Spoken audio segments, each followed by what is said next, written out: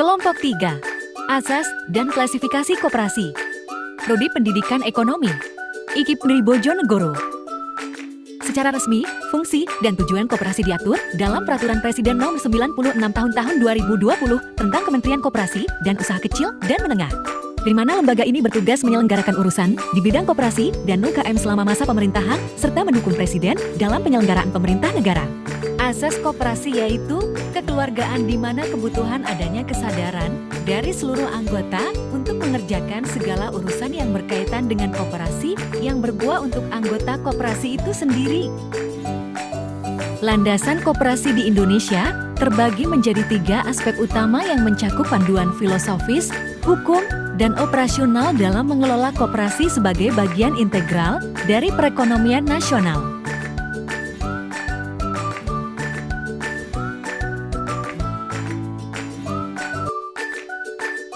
Satu, landasan ideal.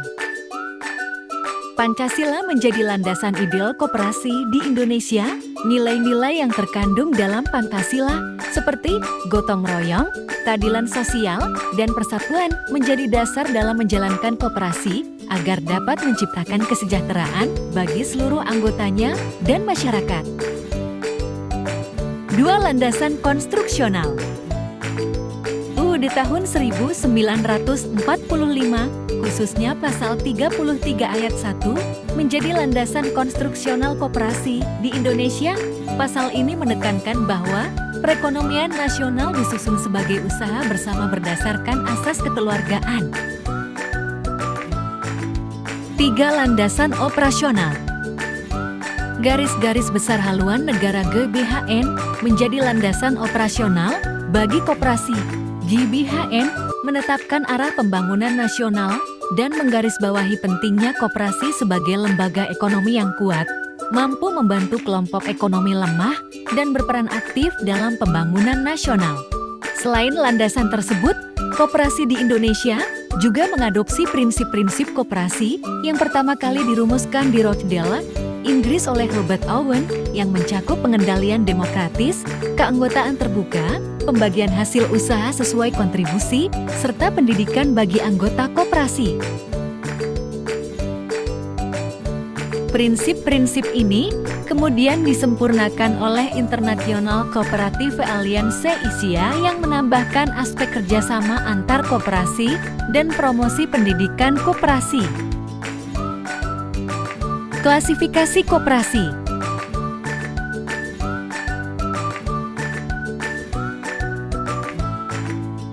Koperasi di Indonesia memiliki klasifikasi yang luas yang ditentukan oleh berbagai faktor.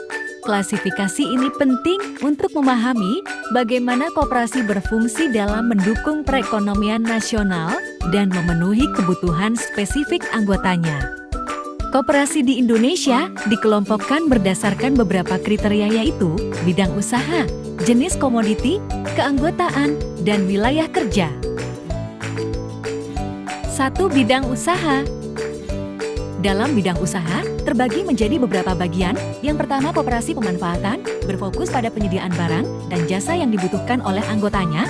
Produk yang ditawarkan sangat bergantung pada kebutuhan individu dan komunitas di mana koperasi beroperasi. Contoh, koperasi konsumsi yang menyediakan barang-barang kebutuhan sehari-hari untuk anggota. 2. Koperasi kreatif. Koperasi ini menangani proses pengolahan bahan mentah menjadi barang jadi atau setengah jadi. Tujuan utamanya adalah untuk mengumpulkan modal dan keahlian anggotanya guna memproduksi barang secara bersama-sama. Contoh, koperasi agraris yang mengolah hasil pertanian. Koperasi peternakan, koperasi perikanan, dan koperasi kerajinan. 3. Koperasi komersil. Jenis koperasi ini dibentuk untuk memfasilitasi penjualan produk anggota dengan mengurangi peran perantara dalam rantai distribusi. Hal ini memungkinkan anggota untuk mendapatkan harga yang lebih baik untuk produk mereka. 4. Koperasi kredit atau investasi.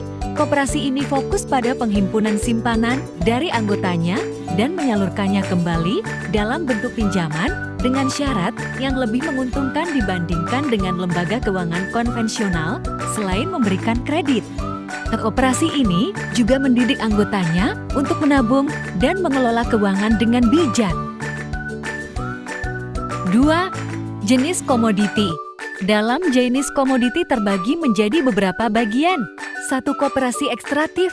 Koperasi ini berfokus pada pengelolaan dan pemanfaatan sumber daya alam secara langsung dengan sedikit atau tanpa perubahan bentuk asli dari sumber daya tersebut, misalnya koperasi yang mengeksploitasi tambang atau hutan. 2. Koperasi agraris dan peternakan. Koperasi ini berfokus pada pengelolaan dan pemanfaatan sumber daya alam secara langsung dengan sedikit atau tanpa perubahan bentuk asli dari sumber daya tersebut. 3. Koperasi industri dan kerajinan. Koperasi ini menggabungkan usaha pengolahan bahan mentah menjadi produk jadi, termasuk barang-barang industri dan kerajinan tangan. 4. Koperasi administrasi. Jenis koperasi ini dibentuk oleh kelompok yang membutuhkan layanan tertentu, seperti koperasi transportasi, koperasi perhotelan, atau koperasi asuransi. 3. Keanggotaan.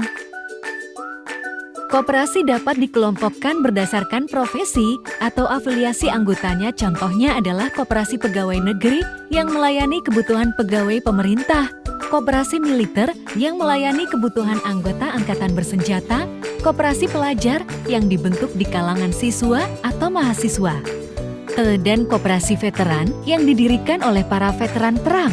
4. Wilayah kerja. 1. Koperasi esensial.